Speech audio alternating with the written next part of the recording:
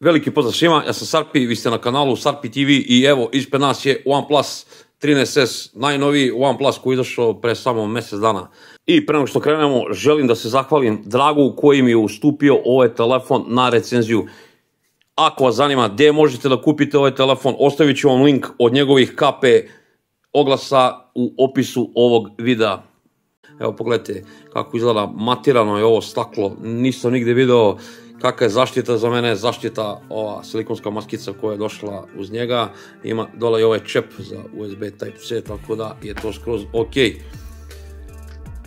Kamera blok podsjeća me na Mi 11 seriju.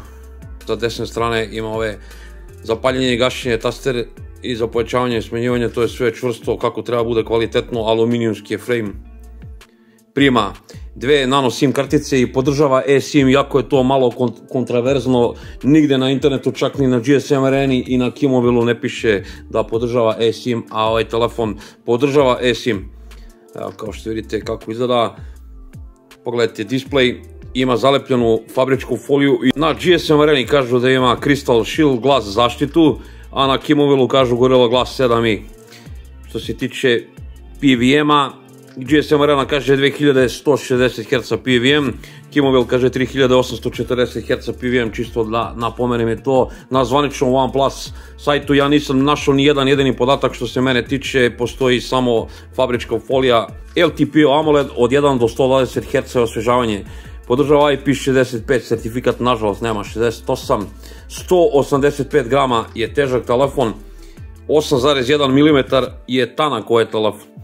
19,5 naprema 9 je odnos stranica, 1216 x 2400 piksela, rezolucija 460 ppi otprilike, 1600 nita u piku HBM, pogledajte kako se dobro vidi na suncu, ja nemam nikakvu zamjerku, mnogo se bolje vidi nego moj Pixel 9 koji je otišao na doboš. Podržava Dolby Vision tehnologiju, HDR10+, da ne zaboravim, gore ima infracrveni senzor za upravljanje klimama, televizorima i tako dalje.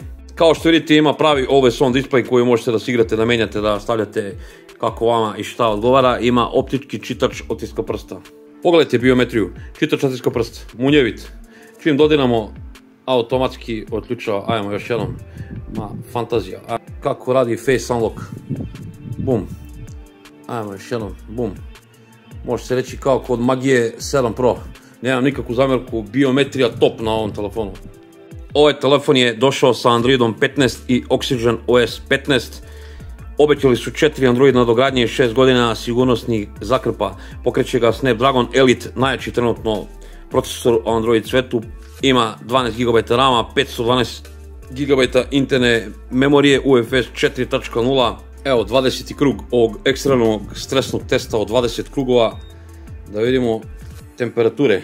U ruci je poprilično vruć i nezgodan za držanje, ali nemoj da se plašite ako naradite ove sintetičke testove, teško da ćete doći do ovih temperatura. Evo pogledajte, nazad ide do 50 stepeni. Zato upalio se ventilator, meni je vrućina tuba iz onog tamo pravca. Malo pre sam video temperature na nekom 15. krugu, bilo je 52, sad nema ni 50, možda je oborio taktove, sad ćemo sačekamo samo rezultate da vidimo. Ovako poprilično, pošto je aluminijum i staklo, prenosnici su temperature, poprilično je vruć u ruci. Evo odmah da vidimo i rezultate ovog stresnog testa. Pogledajte, stabilnost 73,1, to su baš solidno jake brojke. Ajmo da pogledamo Antutu i Geekbench. Evo brojke Antutu testa, to su solidne brojke. Temperatura 10,5 stepeni išlo gore, baterija 6% dole. Evo pogledajte za vas sladokustice i Geekbench 6, to su baš solidno lepe brojke. Ovo je ipak zver. Podržava Wi-Fi 7, Bluetooth 6.0, Proximity fantastičan na ovom modelu. Evo da vam malo pokažem ovaj Oxygen OS, on liči na ColorOS, to je ta BBK grupa, nema tu neke velike razlike, evo čisto da vam pokažem ovako koje opcije ovdje ima. Imate svašta nešto da nameštate, da se igrate, da menjate boju ikona, znači ovu animaciju otiska prsta, kao na svim BBK modelima, tako da pun je opcija. Hoću da vam pokažem ovaj plus K, to je ovaj taster sa leve strane, kako su ga oni nazvali, možete da memorišite kako vama odgovara, na primjer, evo, može da nema nikakvu funkciju, možete da pokrećete lampu, prevodilac, mada prevodilac radi samo na ovim velikim svetskim jezicima. Ovaj snimač, lampa, kamera, ne uznemiravaj, zvono, znači to možete se igrati kako vama odgovara. Podržava duple aplikacije, možete da klonirate sistem, da imate dva sistema u jednom telefonu. Ima tu njegovu AI implementirano ovdje u telefonu, ali nema naših jezika, tako da nisam htio da se zeznam sa tim i neke stvari ne rade u našem regionu. Što se tiče podešavanja displeja, tu stvarno svašta imate, ovo za zaštitu vaših očiju, za boju, temperaturu boje displeja, znači veličinu displeja, font, razne druge stvari koje baš mene toliko i ne zanimaju. Znači rezolucija, imate ova standardna, imate visoka rezolucija, imate refresh rate da namestite, znači standardni, visoki ili auto select, znači ja sam namestio da on sam automatski selektuje pošto je LTPO ekran. Oxygen OS ima sve živo šta bi nekom trebalo, dupli tab za paljenje i gašenje, normalno radi, spuštene sa pola ekrana, kontrolni centar da pročitate notifikacije, to je skroz ok. Ima ovaj sidebar sa strane gdje ima ovaj file dock, to sam već pokazivao u nekim recenzijama Oppo telefona. To se tiče nekog rada na ovom telefonu, za ovo vreme što ga koristim ni najmanji bug nisam naletao na ovom telefonu, sve brzo i fluidno radi, a bukvalno leti na njemu. Što se tiče opcije Circle to Search, moram da pohvalim, isto možete da ubacite eSIM uz pomoć Circle to Search, koga to zanima, imate poseban video o tome, znači Google Gemini ovdje sa strane možete da pokrenete i to sve radi top. Ima standardnu AI u galeriji koja odlično radi, evo pokazat ću vam na primjer kako uklanja neke objekte, znači udobrišemo mog prijatelja.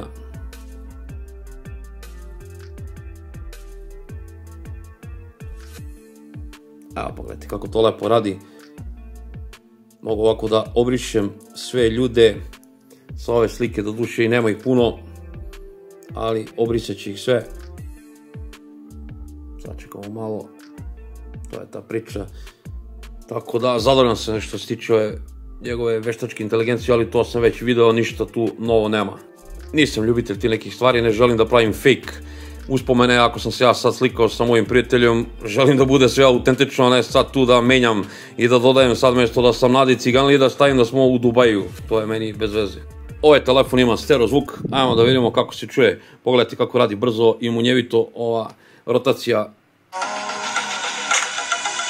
Evo, počeo sam da daske, dole je pravi zvučnik, gore je slušalica poziva.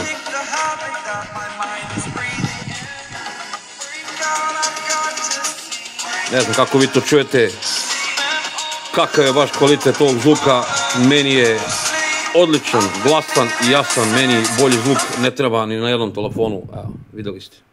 Sad ovako, baterija na ovom telefonu, verovali ili ne, 5850 mAh, podržava 80 W žično punjenje i kažu 5 W reverzibilno žično, to neću nikada koristim, nažalost nema bežično punjenje, tako da mu opraštam što se tiče bežičnog punjenja, u zadnje vreme to mene ni ne zanima da ga punim neko krš brzinom i pritom nemam ni bežični punjač neki kvalitetan. Što se tiče screen time-a, to nije univerzalno i više neću ni pričam o tim nekim stvarima. Meni ovaj telefon izdrži opušteno jedan dan, manje zahtjevnim korisnicima 2 dana opušteno korištenje, znači ja nisam uspio da potrošim bateriju na ovom telefonu čak i sa sintetičkim testovima. Da pređemo na te famozne kamere. Glavna kamera je 50 megapiksela sa optičkom i elektronskom stabilizacijom, snima video u 4K u 30 i 60 fps-a. Druga je telefoto kamera isto od 50 megapiksela koja ima 2 puta optički zoom i 20 puta digitalni zoom. Kao što vidite, ovo ovdje nije ultra široka kamera, nego je ovo fake otvor. Nema ultra široku kameru, po meni i bolje da nema ultra široku kameru, koja bi vjerojatno bila od 8 megapiksela kao i na većini tih malo jeftinijih telefona, tako da što se mene tiče, ja ne koristim ultra široku kameru, meni je ona potpuno nepotrebna. Kamera je 30 2 megapiksela koje snima video, nažalost samo u 30 fps-a. Evo da vam pokažem aplikaciju kamere, znači ono standardno OnePlus i Oppo, nema tu ne znam ja šta, ima ovdje ovo, možete da podesite, ne znam, dualni video, tako neke stvari. Ovaj telefon nema ni makro kameru, nego glavno sočivo može da snima makro fotografije do 8 cm, tako kažu. U nastavku videa pogledajte kako ovaj telefon pravi slike i video zapise, pa ćemo dati neki sud i o ovom telefonu.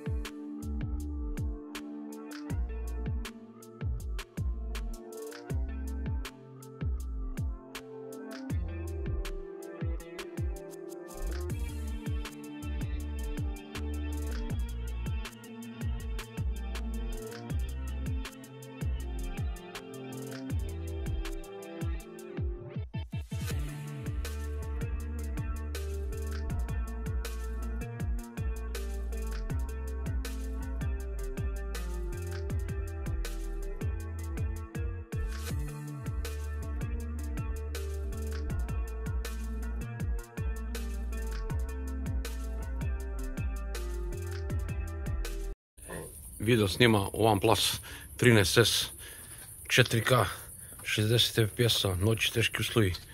Kao što vidite, nema laži, nema prevare. Ajde vidimo kako to radi ovaj OnePlus 13S. Kao što vidite, pravo noći. A malo zoomiramo tamo u noći. 2 puta, 4 puta,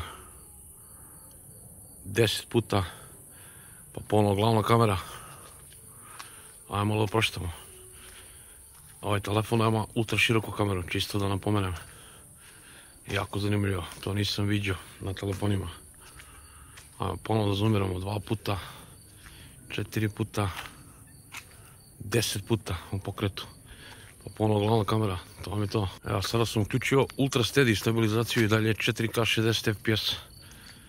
2 puta, 4 puta, pa ponovno glavna kamera. Evo, s uključenom ultra steady, ja poprilično brzo idem, to je to.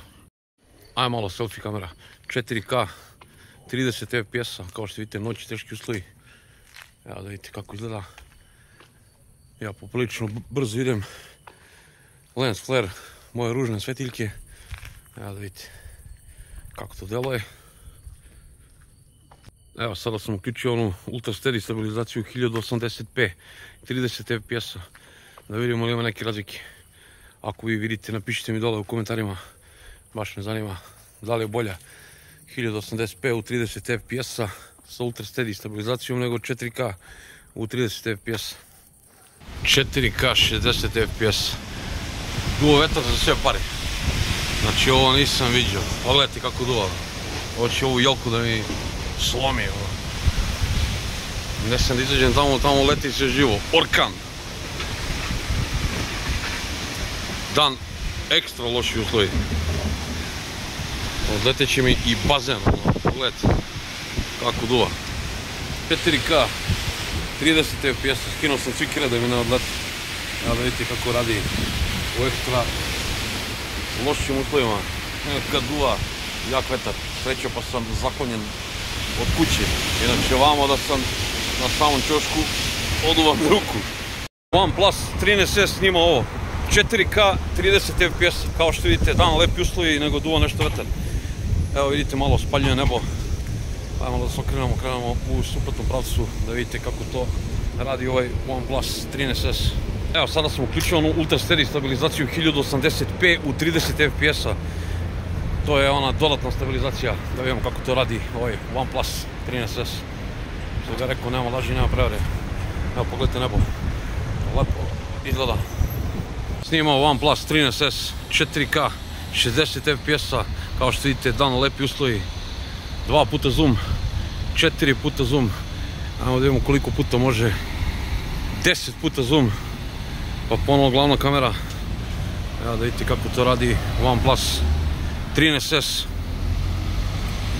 A sad je uključena ona Ultra Steady stabilizacija, isto 4K 60 fps-a, 2 puta zoom, 4 puta zoom, da stanem 10 puta zoom, pa ponovno glavna kamera, pa vidite je li ima neke razlike kad je uključena ova Ultra Steady stabilizacija ili je kad je onako bez te stabilizacije. Ako ste vidjeli kako ovaj telefon pravi slike i video zapise, ja nemam tu šta previše da dodam i dodam neko vičniji fotografisanje, sigurno će napraviti bolje rezultate.